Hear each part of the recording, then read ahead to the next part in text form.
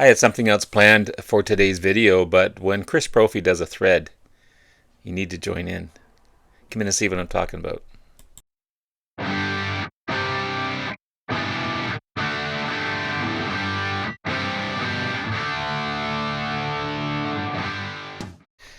Good morning, everyone. It's Robert from On My Turntable. Hopefully, a great morning this morning. It is Friday morning, as always, a coffee kind of morning.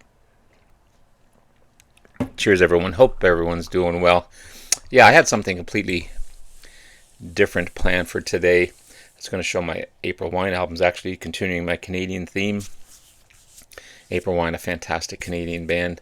Rest in peace, Miles Goodwin.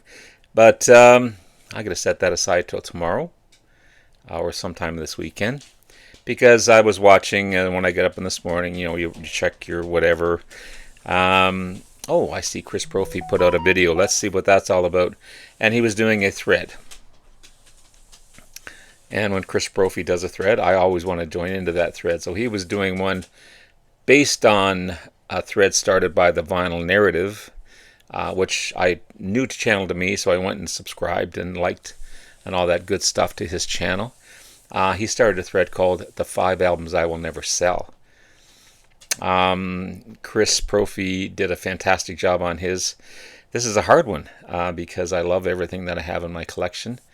Not that it's a fantastic and the greatest collection of all time, but I just absolutely love everything that I have. It's my picks, it's my choices, except maybe the ones that are given. But even those, I find gems in those as well. So what I did is I chose 5 unique albums. Not necessarily the songs or the vinyl itself, but the covers that perhaps are hard to find now, unique, rare. But if I was to keep 5 and I had to get rid of everything else in my collection, I'd keep these ones. I had a bunch more chosen, but I had to bring it down to 5. So let's start with this one here. How about Long John Silver by Jefferson Airplane, the 7th album by Jefferson Airplane. What makes this one unique? Well, if you open this up, I love this cover, by the way. Nice date, huh? Blowing smoke in her face. Perfect Dream, yeah. And then it opens up like such to reveal cigars, but if you delve further, there's a little more than cigars in there for sure. But yeah, I don't know if this is actually completely complete, but I know this was a cover at one point, but this is pretty cool. And you may not find it.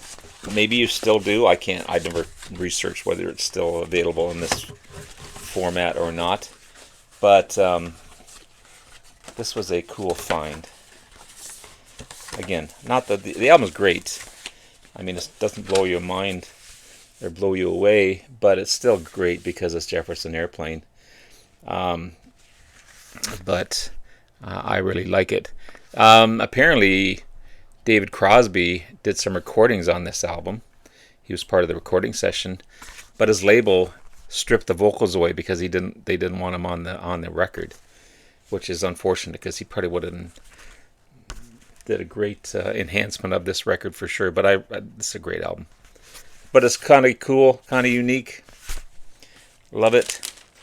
As you know, Deep Purple is my favorite band ever, other than the Beatles.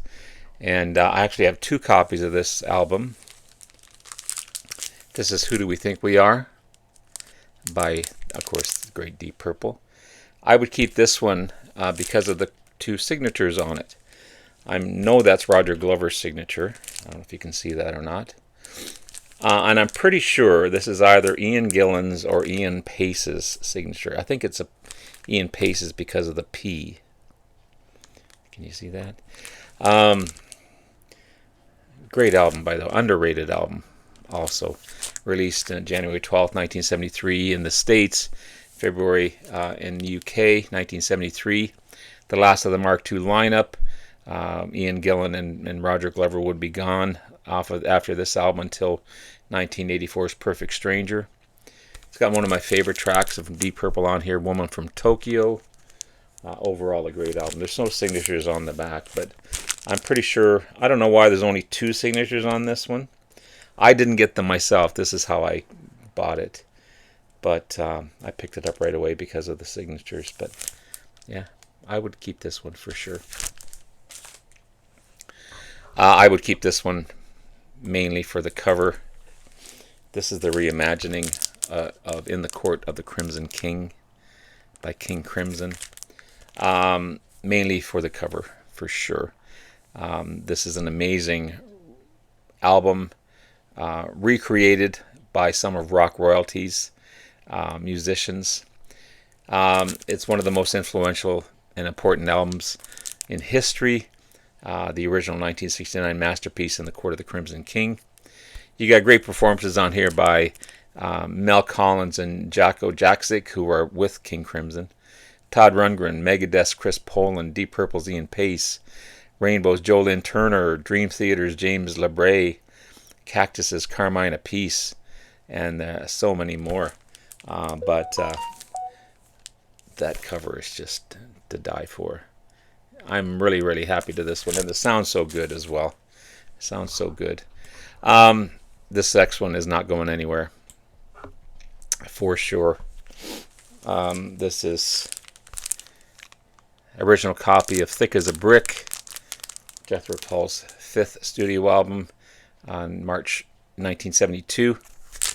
It's not only one piece of continuous music split over 2 sides, it is an actual newspaper. Okay, and I have to be careful with this one because it's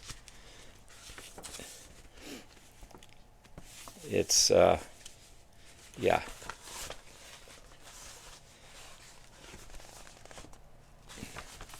It's a 12-page newspaper.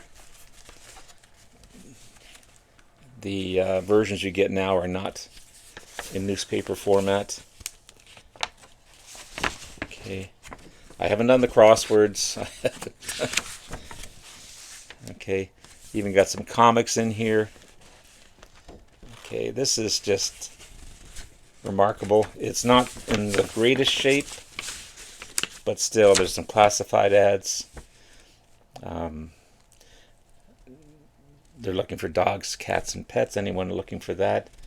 There's some antiques here. Bunch of stuff for sale. Exotic flowers.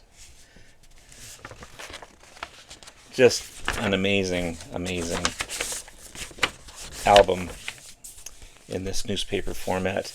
Of course, you've got Winston Churchill on the front cover. This 12-page newspaper, it claims to be an album, an adaptation, of an epic poem by a fictional writer, 8-year-old Gerald Bostock. But the lyrics were actually written by Ian Anderson. But yeah, cool stuff.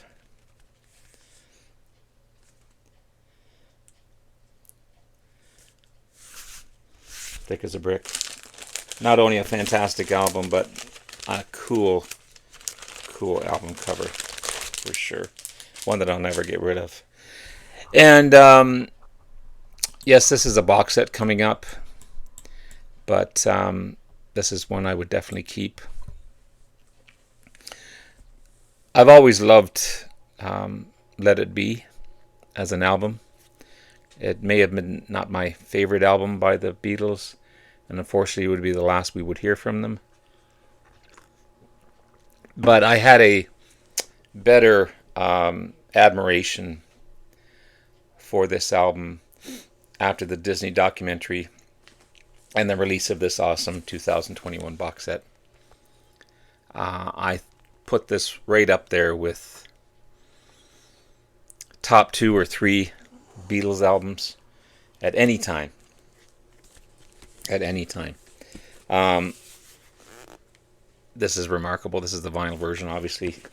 You've got not only the original album remastered, new mix of the original album, You've got the Get Back Apple Sessions. You've got Get Back Rehearsals and Apple Jams. You've got Get Back the 1969 Glyn John Mix. You've got Let It Be EP on this one as well. I'm going to be spinning this one today because it's just absolutely gorgeous. Yeah. My phone sometimes never shuts up. You got the original album. Okay. Nice glossy cover. Nice poly inner sleeves. It's beautiful. It's beautiful.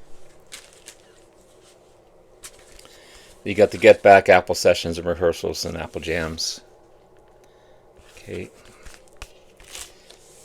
Some awesome photos. Okay, again, those are all on poly sleeves as well. You've got the Get Back, We Won't Let You Down, and 12 Other Songs. Okay.